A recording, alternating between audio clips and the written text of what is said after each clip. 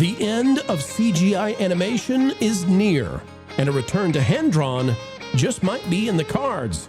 Today we'll tell you why Pixar is playing with a very few years left, and it turns out AI might be taking over as soon as the end of this year. And guess what else? There's a new AI short. It's trending everywhere. It's coming to us from a former Disney employee who is now making them say, why did we let that guy go again?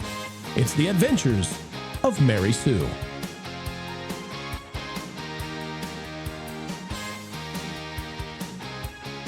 What you gonna do, ladies and gentlemen? What you gonna do when the tech comes for you? That's what all of the studio execs are saying across the industry of animation. Toy Story 5 just might be the last one, along with Minions, to come out in an era where it's impossible for average people to make movies look just like that. Truly, you can make your own movies just like Pixar by the end of the year, and we've got the proof. We'll show it to you. And at the same time, a former Disney employee is now taking it to all of that postmodern crazy stuff we've been watching, like Ray, and, well, you know the idea. Well, he had an idea. You got to see it. The animation is amazing. Just might be the signal of the end of traditional animation, at least a new era beginning. Pixar has much to worry about. So do the other studios. But there's a social commentary coming from Josh Dawes, former employee of the Walt Disney Company of 12 years. And Josh, you are lighting the world on fire, proverbially, with a symbol here. It's the Adventures of Mary Sue, and I'm going to show the first one off to folks. I don't know if it's the first iteration. I think it's the second iteration, but it's the first one, the first story idea, and then we're going to go to the one that's taking off all over the world. And this is the first time I've seen AI animation really rival anything Hollywood can do. Let's talk about it, but first, here is Mary Sue. You can't face the dragon until you've been trained. I don't need training. I just need to realize how awesome I already am. Suit yourself.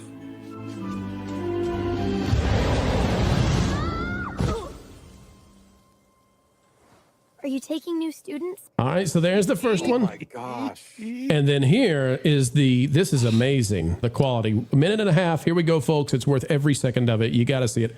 The continuing adventures of Mary Sue.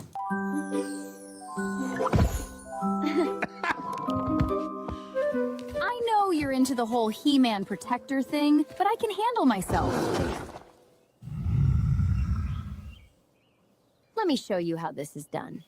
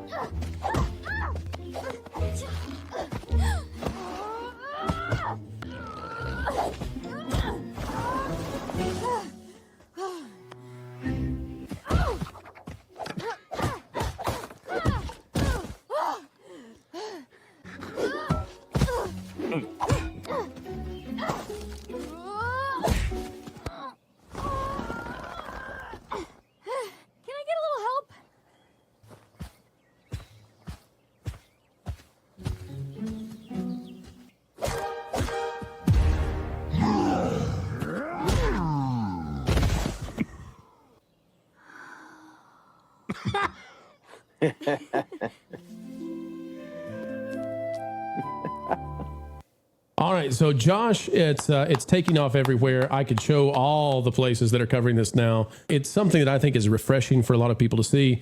The message is important, but before we get into the message, I want to get into the technicality of this, because if this looked like any other AI thing, then I'm not sure it would have hit the way that it did. First of all, did your experience working for Disney for 12 years, did it have any effect on the way that you pace this, the way that you've got this styled? I mean, this really looks like something that we could upscale to 8K, 4K, and put on the big screen. Yeah, thanks. I was a software engineer for Disney. I guess my big claim to fame is I built the Disney Quizzes platform that ended up in Wreck-It Ralph too. So I guess I did have a little bit of an influence on the films there. But yeah, no, I'm just a huge movie fan.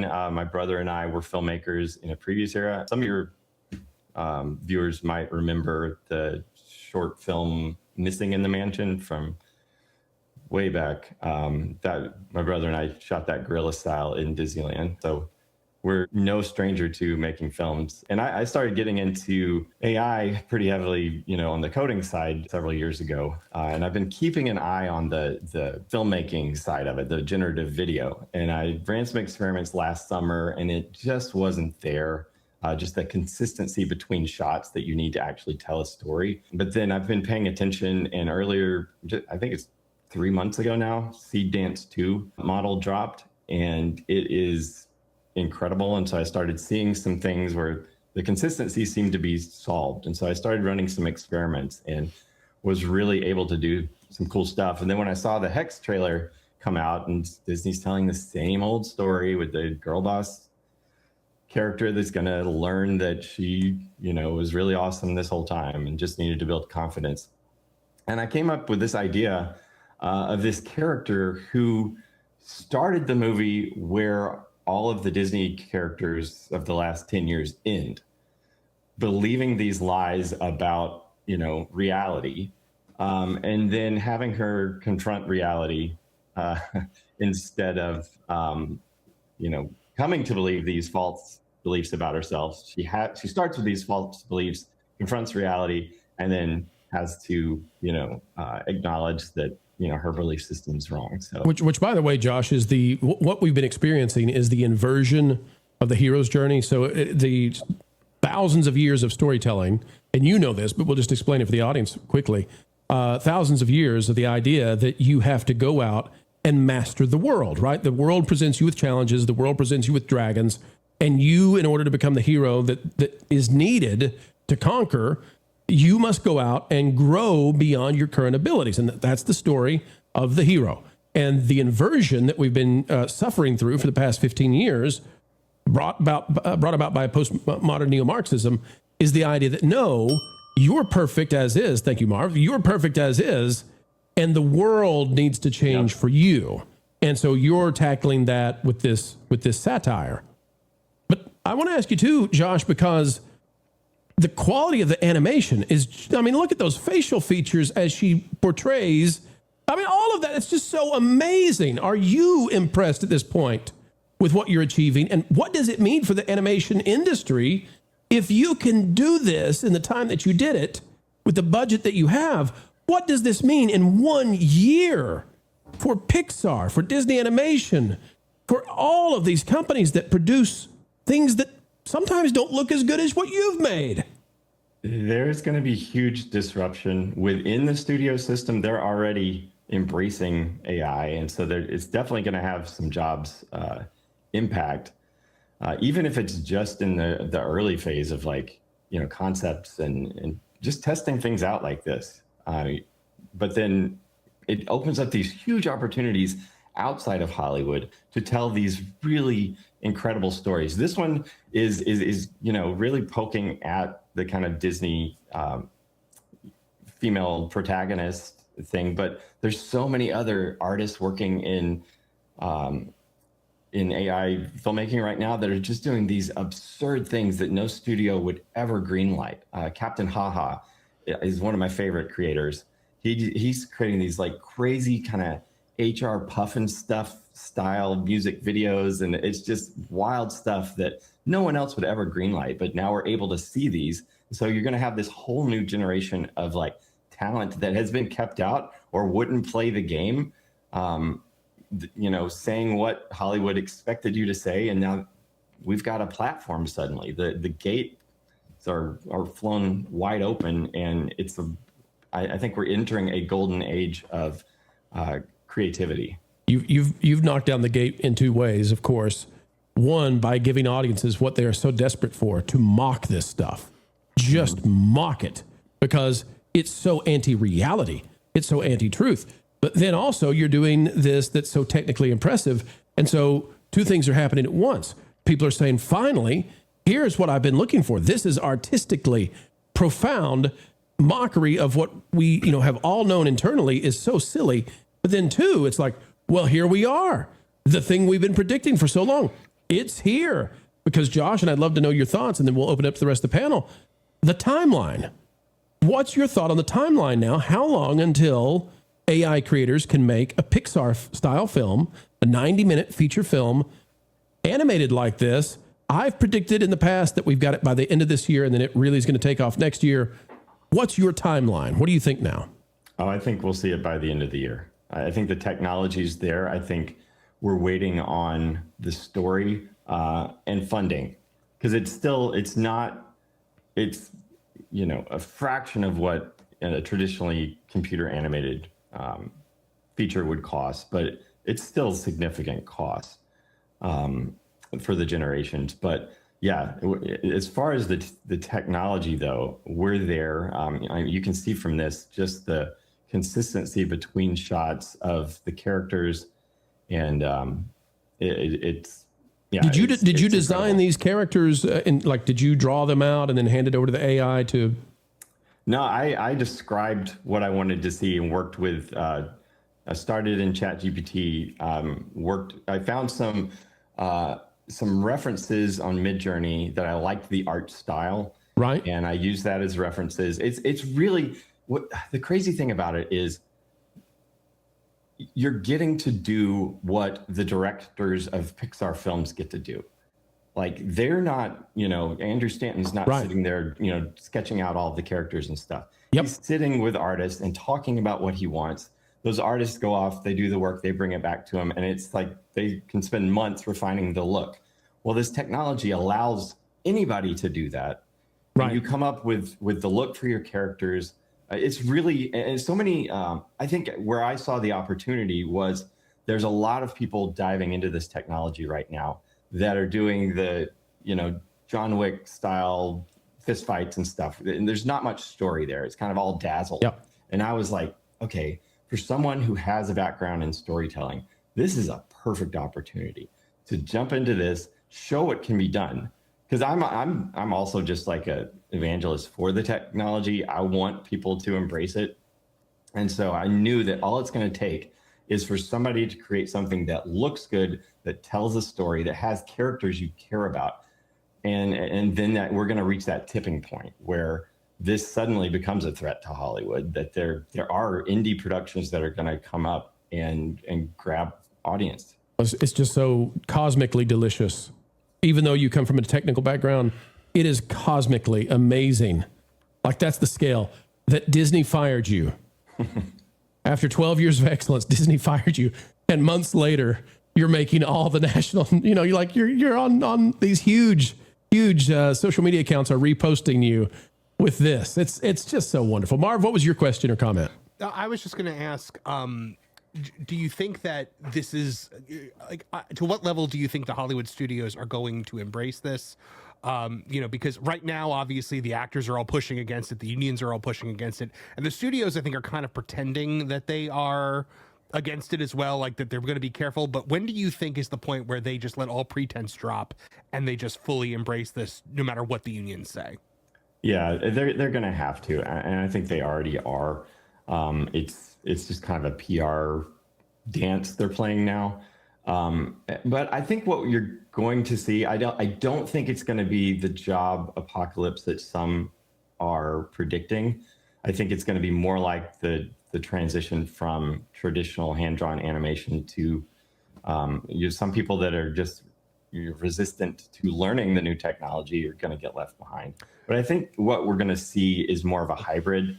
I've done some experiments with my kids where I'll video them in doing actions as reference.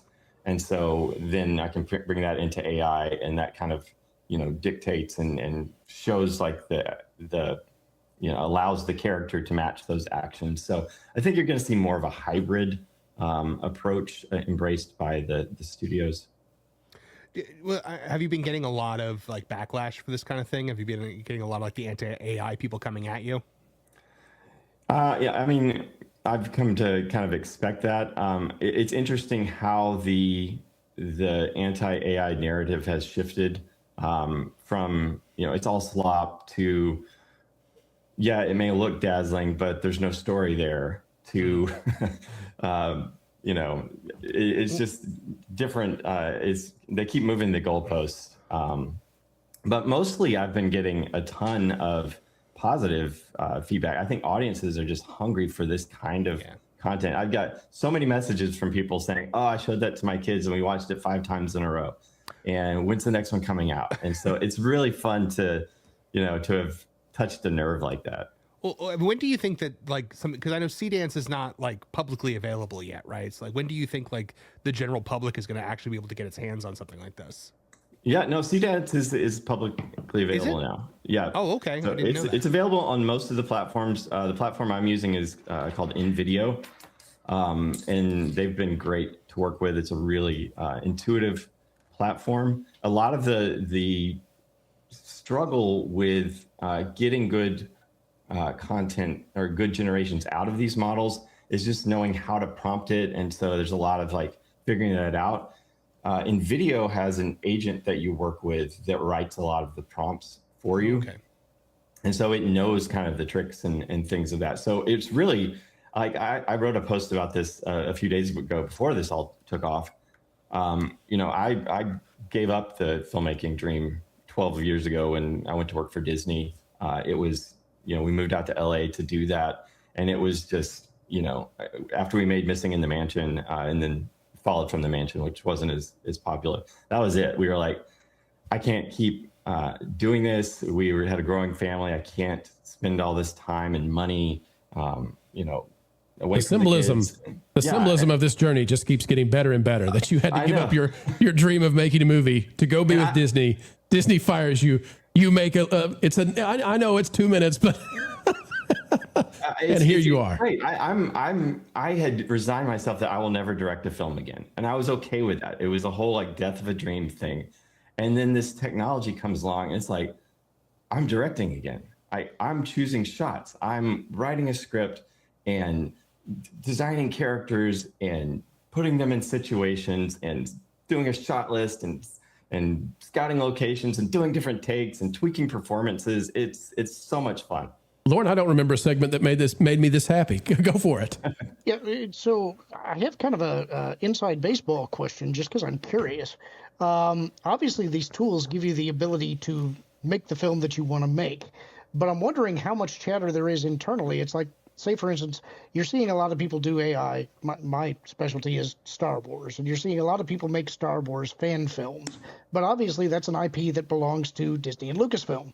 So if you were going to create your own original project, you're still using AI to generate it, which is taking data from public sources. What's the chatter about being able to copyright and monetize your own material when generating it using AI? Is there any discussion about that internally? Is that a worry or? Yeah, I'm not a lawyer. I don't know the details about that. I think it's still a bit of an open question that's going to have to be settled. I can't imagine the courts are going to just kneecap this technology that, because studios are going to be using it. Like it just seems counterproductive to crack down on that when they want to take advantage of it as much as the indie guys. I'll be honest, Josh. I'm hopeful that you will make a movie now with this. Like, if there's anybody that I would now, having heard your story, if there's anybody that I want, for the cosmic justice of it all, if there's anybody that I would want to make the first big animated movie with this that takes on Disney, it's Josh Dawes now. There's nobody else that is lined up with this kind of a story. You're the perfect man to do this. Well, I would love to. If any money people are listening, send me a DM. How much, Josh? How much do you think, your estimate right now, not the cost it'll take in November, but the cost it would take right now to make 90 minutes of that, what would you say? Oh, I've got to crunch the numbers. I know a film just premiered at, I think it was Toronto Film Festival, that was completely AI generated. Are you talking about the one that's about Iran? There was that one. There was another one, Blood Hell or something. Yep. And it was, I think that budget was $500,000, which seems a little excessive to me. Yeah, I would think $250 maybe. But Toy Story, okay, so $250,000. That's great because Toy Story is $250 million. I know. So this condenses the chronology of making it. It condenses the budget for making it. This is now within the grasp of an ordinary but very passionate person and competent person. Yeah, but and ordinary people. Just the potential upside. I mean, that's a much smaller risk for someone to take to potentially, do Toy Story numbers. Oh, yeah, yeah, I mean, think about the return on investment opportunity. Holy cow. Can I ask about attacking the sacred cows a little bit? Because that's what you're doing here. Mm-hmm. Obviously, you were a Disney guy. You recognize that the audience has had enough of this. Is there a quiet whispering internally that there's a recognition that that is the case? Or were you just an outsider? I don't have a ton of insight into the studio side of things. I can't really speak. The last 5 years I was working for ESPN. I can tell you that since Trump was elected, internally the company has gotten a lot less political. Well, I got an email the other day telling me that it might be swinging back the other way with Dana Walden. So I hate to say that, and I'm not going to go beyond that because I want to protect the person who sent the email. But hopefully it stays where it was. I'm hopeful. It needs to not. It's in Disney's best financial interest to not go back into a partisan place. Yeah. I was encouraged by Pete Docter's statement recently about changing the one character. And not making therapy movies anymore. Yeah. Wiz, Andy, what do you guys think about entering this new era now? I am ecstatic seeing this. I hadn't seen it until we watched it together with this. Oh my gosh. I haven't heard anything about this. So this was, as somebody who's interested in the disruption that AI is going to cause, this is awesome to see. So great work there. But like, if I'm being completely honest, I want to know what happens next. That's the best part. This, and I'm like, wait a second, this is a short. Why do I feel like that? And that's kind of cool. Is to see where is this going to go next, and Josh, with whatever you're doing there, but then also just comparing this to where we were a year ago, 2 years ago, and then like what you've done with this here. And I don't know how many hours you actually put into making this, or if or how much money went into making this, but like this is impressive. It's like, oh my gosh, where are we going to be a year from now? Yep. 2 years from now? We've come so far from the Will Smith spaghetti, and people are still saying like, oh, it's never gonna top the. Yep. Don't say never. It's they can't think in exponentials. Josh, you said something and it dinged for me. It's like, the transition between, hand-drawn animation into 3D animation. Funny enough, I think this might be a resurgence into the hand-drawn style. Yes. This is because if we look into Disney, and maybe you can confirm this, but what I've heard is that it's going to be very hard to do 2D animation again the way that they had done it in the past, because the technology is not there inside of Disney. And well, this would kind of open that back up, if I'm not mistaken, no? Yeah, and if you're a great artist, you could keyframe and then have AI fill in, 10 seconds between keyframes. Go ahead, Josh. Oh yeah, there's so many artists using this. I mean, the most interesting animations I'm seeing right now are from AI artists that are taking these really interesting styles and just turning it into like the coolest thing you've ever seen. And this is the kind of innovation we used to expect from Disney. And now they've been, putting out the same slop for, however many years now. And the true innovation is coming from the supposed slop version. So it's interesting. Andy, I think we're going to need a Mary Sue action figure real soon. I know a guy. For Josh, who may not know, you see those action figures behind. Andy is a master toy builder. And we're being real about this. Look at this. Look at that action figure for Doomcock. Oh, that's amazing. So there you go. There's Gary. So we may have to have a Mary Sue. Get the purple paint ready, Andy. What's interesting is that through every step of human history, there's been advancements that the way art is created, the way it's conveyed, you'll have people that still to this day don't think that movies and television are actually art and all that counts is theater. There are people that, like back in the old days, in the Middle Ages, when paints were so very, very expensive, people would burn pieces of wood and draw with the charcoal and make. Of course, now we've got so many different options. You've got markers and acrylic paints and all kinds of things you can use very quickly. We have sculpting materials, like, so you're not just being Michelangelo chopping away at pieces of marble and granite and shaping that into your art.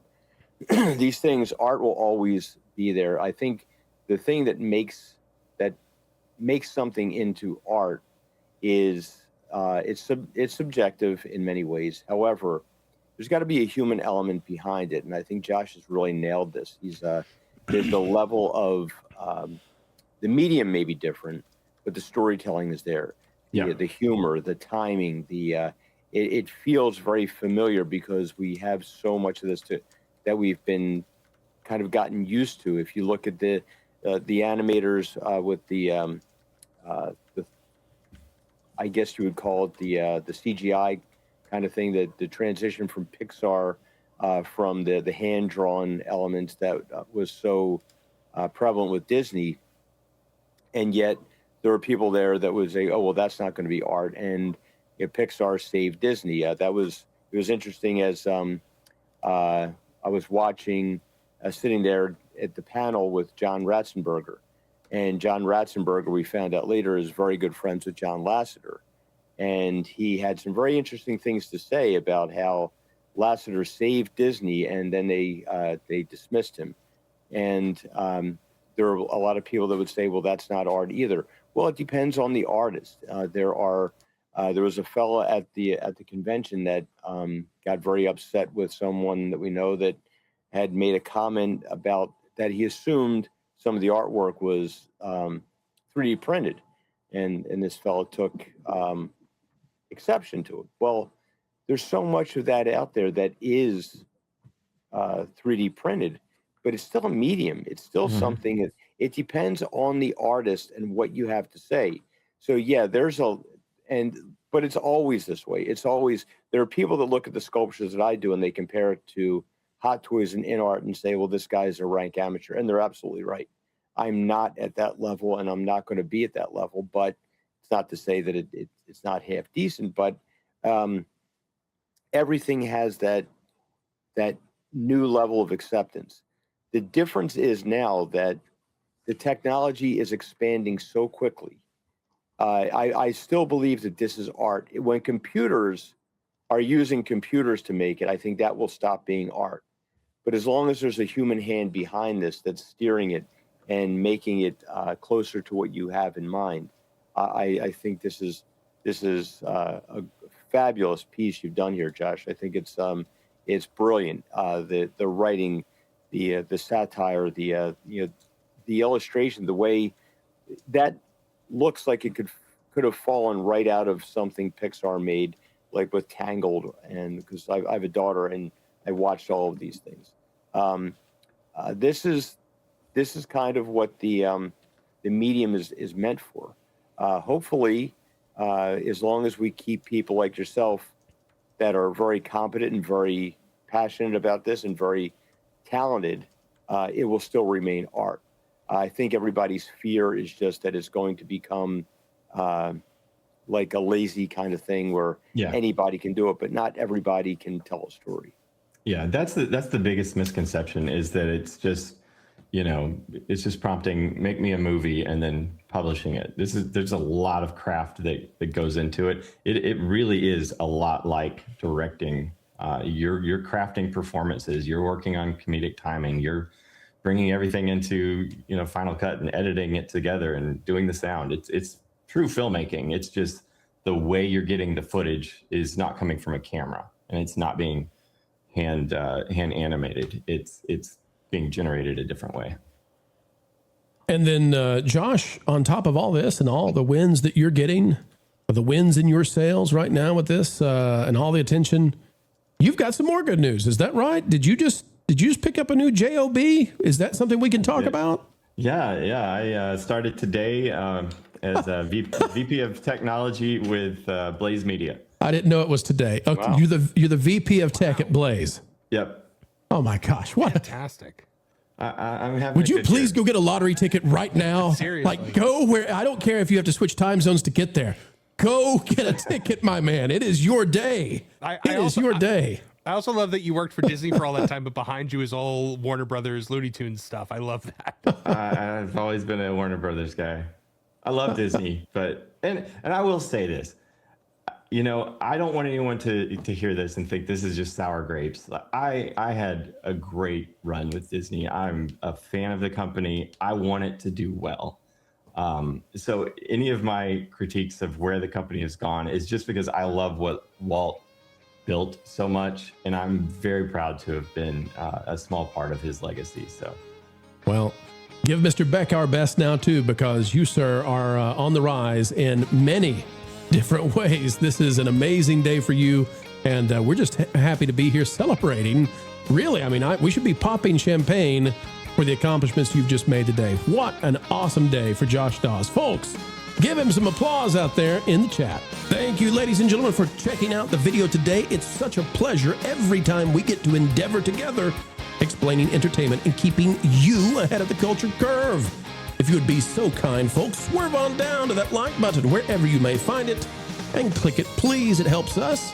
And you are the gigawatts that send us far and wide across the fruited plains of YouTube. Until the next time, keep learning, keep growing, and as always, keep having fun.